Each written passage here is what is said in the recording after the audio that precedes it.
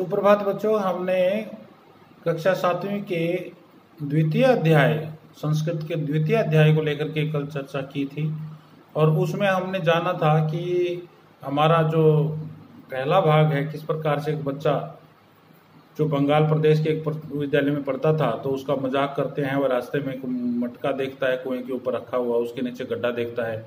तो उसके कुछ प्रश्न भी आपको दिए गए थे, आशा है आपने वो प्रश्न कर लिए होंगे। वो प्रश्न एक पद में या एक वाक्य में आप किसी भी रूप में लिख सकते हैं। जो एक वाक्य में बनते हैं आसानी से उन्हें एक वाक्य में बना दें, जो एक शब्द में बनते हैं उन्हें एक शब्द में बना दें। अब उसके बाद नेक्स्ट जो है इस के अंदर कुछ विशेषण विशेष्य हैं, जो उसमें क्या है कि जैसे कश्चित बाला है, इन दोनों में कौन सा विशेषण और कौन सा विशेष्य है।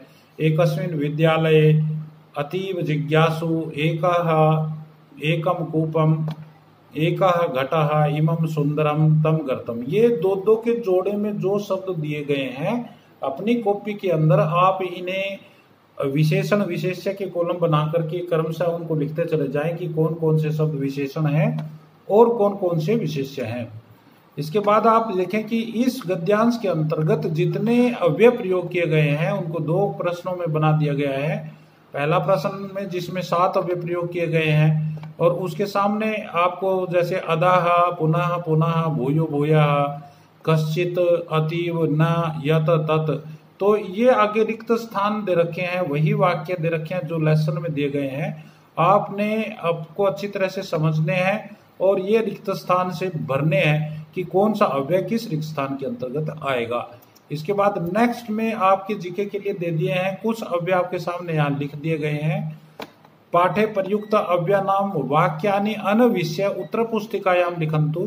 तो आपने वो वहां से ढूंढ करके वाक्य जो अव्यय जिस वाक्य के अंदर मिलता है वो सारे के सारे वाक्य आपने अपनी कॉपी में लिखने हैं। यह किस्म से आपका सृजनात्मक भाग रहेगा।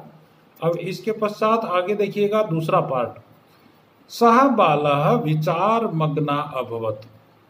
तो माता ने जब उसको समझाया कि बार बार घड़ा रखने से वो गड्ढा बन गया तो बच्चा विचार मग्न हो गया, चिंतन करने लगा, सोचने लगा क्या कि सह अचिंतयत, उसने सोचा यदि भूयो भूयाः बार बार घट स्थापनेन घड़ा रखने से पाषाण शिलायाम गर्तः अभवत। पाषाण पत्थर की शिला चट्टान के ऊपर पत्थर की चट्टान के ऊपर भी यदि बार बार घड़ा रखने से गड्ढा बन गया तदा किम पुनः पुनः पठनेन मम मतिः तीव्रा न भविष्यति। क्या बार बार पढ़ने से मेरी बुद्धि तीव्र नहीं हो जाएगी, तेज नहीं हो जाएगी।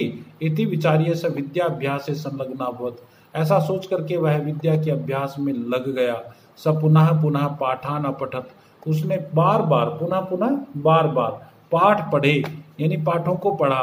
स पुनः पुनः लेखन से अपि अभ्यासम करोत, और उसने बार बार लिखने का भी अभ्यास किया। शनैः शनैः धीरे धीरे स बुद्धिमान अभवत, वह बुद्धिमान बन गया। सह परीक्षायाम विशिष्टम स्थानम प्राप्तवान, उसने परीक्षा में विशेष स्थान प्राप्त किया। अधुना तस्य सहपाठिना, अब उसके साथी उसके साथ पढ़ने वाले या क्लासमेट तस्य उपहासम न कुर्वन्ति स्म, उसका मजाक नहीं करते थे। अपितु आदरम कुर्वन्ति स्म, बल्कि उसका सम्मान करते थे, आदर करते थे।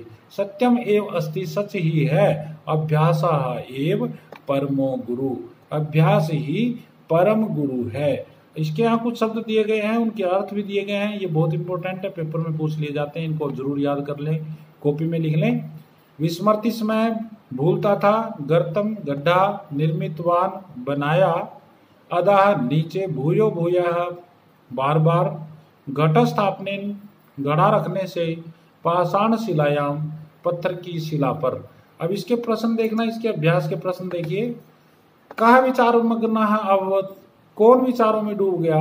तर्हि बालकः, बालकः कस्मिन् संलग्नाभवत्, बालकः विचार मग्नाभवत्, चिंतने मग्नाभवत्। कस्मिन्, अच्छा वो देखो बाल किस में लगा हुआ था, तो बालकः कस्मिन् संलग्नः अभवत्।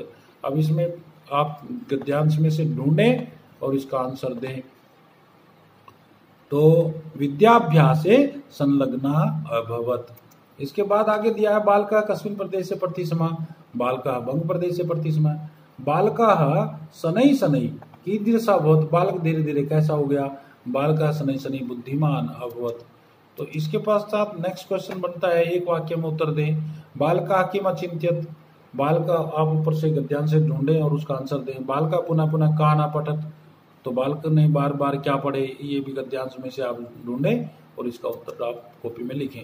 लेखनस्य अभ्यासम कहा करोत, लिखने का अभ्यास कौन कर रहा था, बालका बुद्धिमान कथम भवत्, बालक बुद्धिमान कैसे बना, बालका परीक्षायाम कथम कीदृशम स्थानं प्राप्तवान, कैसा बालक ने परीक्षा में स्थान प्राप्त किया। तो इस तरह से आपने इन प्रश्नों के उत्तर अपनी कॉपी में लिखने हैं। अब सहपाठिना अधुना किम न कुर्वन्ति, इसमें क्या नहीं करते थे उसके साथी, निर्देश के अनुसार उत्तर दें। एक वाक्य दिया है बाल का विचार मग्न अभवत, तो इस वाक्य के अंदर अभवत क्रिया का कर्ता बताओ। विचार मग्न है बालका, दो शब्दों में से विशेषण पद बताओ। तो ये आपने प्रश्न उसकी जो गद्यांश आया है उसकी हिंदी और इसके शब्दार्थ आपने अपनी कॉपी में लिखने हैं और उन्हें याद करना है। धन्यवाद।